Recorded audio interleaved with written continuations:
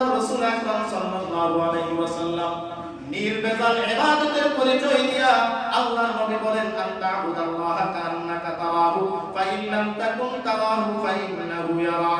বান্দা তুমি এমন ভাবে আল্লাহ তাআলার ইবাদত করবা যেমন সদা সর্বদা তুমি আল্লাহর সামনে উপস্থিত এবং সদা সর্বদা তোমার সামনে আল্লাহ উপস্থিত। এইভাবে তুমি ইবাদত করো, সেটার নাম হলো নির্ভেজাল ইবাদত। সদা সর্বদা আল্লাহ তোমার সামনে উপস্থিত এবং তুমি আল্লাহর সামনে উপস্থিত, এই দুই বিষয়কে সামনে রেখে আল্লাহর যথাযথ ইবাদত করা, সেটার নাম নির্ভেজাল ইবাদত। যেই শাস্ত্রটাকে উলামায়ে কেরাম বলেছেন ইলমুত তাজকিয়া, ইলমুত তাজকিয়া, আত্মশুদ্ধির জ্ঞান, আত্মশুদ্ধির জ্ঞান। এই আত্মশুদ্ধির জ্ঞান এবং ইলমুল ফিকহ, ইলমুল আকায়েদ, মনে আছে নি? আকায়েদ বিশ্বাস করো, যত বিষয় আছে সেইগুলোর বিদ্যা, সেইগুলোর এলো, এবং মাসালা মাসাইল ফিকহের যত বিষয় আছে সেইগুলোর জ্ঞান, সেইগুলোর জ্ঞান অর্জন করা 2 নম্বরে।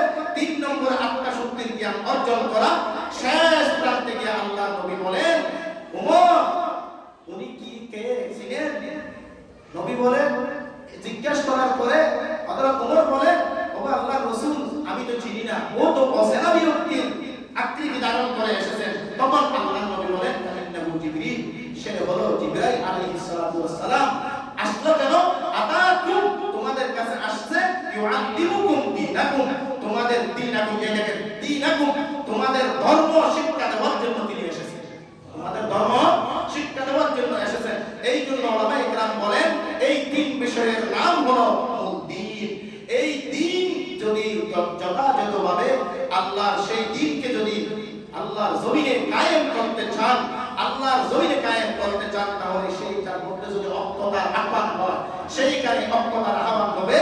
এই 3 বিষয়কে যথাযথভাবে পালন করে আল্লাহর রজ্জুকে আঁকড়ে ধরবেন, তখনই হবেন আপনি আমি সকলে এক এবং একতা, এবং এইটার মধ্যে হবে আল্লাহর দ্বীন কায়েম করার জন্য অজ্ঞতা।